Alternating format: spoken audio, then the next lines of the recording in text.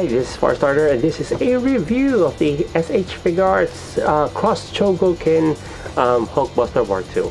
So this is the packaging.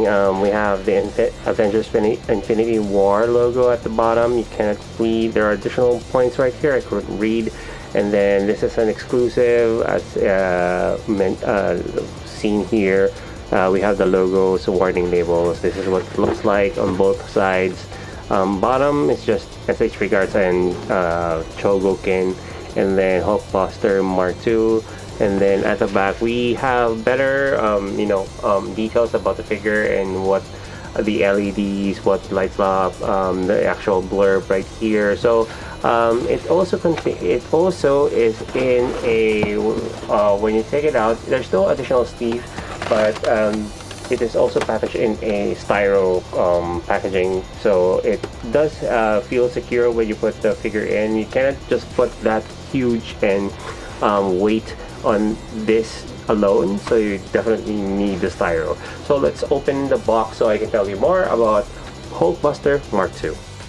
The SH Figuarts Hulkbuster Mark 49, or plainly called 2.0, is the updated version in the series that was featured in the movie Avengers Infinity War. This has sleeker and smoother lines and having a darker color scheme from Mark 44. There are more LED lights in this figure, 2 between the shin, 1 on the small arc reactor at the back, and 3 located on the front reactor and inside the small vents. The difference is that the front is powered by the same batteries except for the front that is powered instead by 3. This also has a picker to take out the batteries, but you still need a small Phillips screwdriver to open the panels.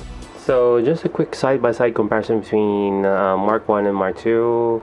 I think in terms of height they're quite similar, but in terms of the length on some parts, like for example the knees, this one seems to be higher, and then the arm seems to be longer on Mark 2. So just a quick look, this one is quite slimmer than the first one and less bulkier. There are better lines in it. So let's go through the articulation of Mark 2.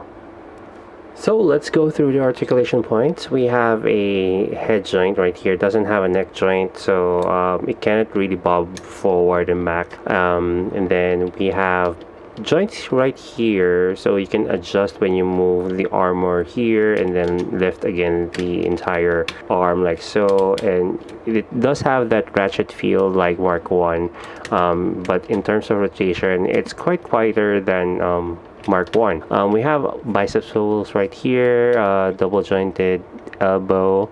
You can move it also closer to you on the forward to the body, and it does have additional joints that you can actually move the entire arm closer to the front.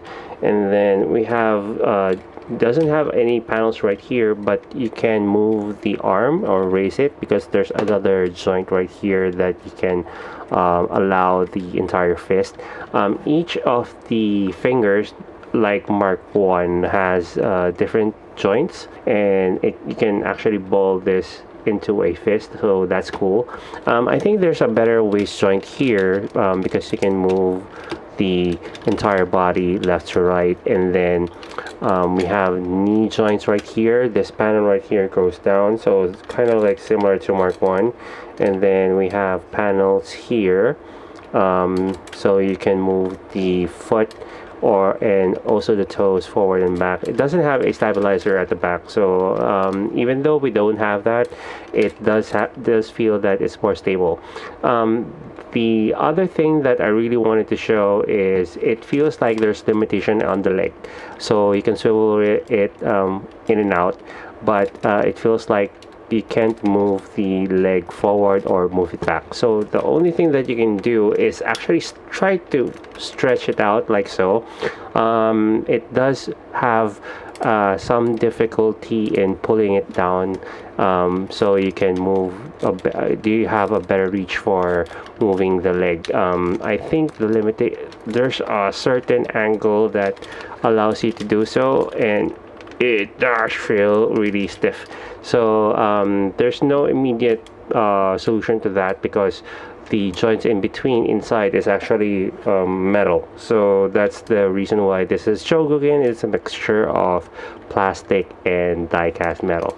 Diecast, in terms of it, it feels like it's inside, not on the outside, because the outside is pure plastic. But I think the joints inside that makes it the Chogokin on the Hulkbuster Mark II. So those are the things you need to know about this figure. The joints are more stable in this version of Hulkbuster than of Mark 44, but it is more difficult to work with because of the stiff die-cast joints. If there is a real limit in the parts of articulation, it would be on the head and crotch area. Not really a fan of this figure just because it looks less imposing or menacing than Mark 44 or even any of the Iron Man suits launched on this line. Unless you do aim for all characters and Avengers Infinity War, you are only stuck with this figure. And that is my review of the SH Figuarts Hulkbuster 2.0. If you want to know the possibilities for this figure, do check out the photos at the end of the video, and don't forget to like, share this video, and subscribe to the channel for more SH Figuarts reviews.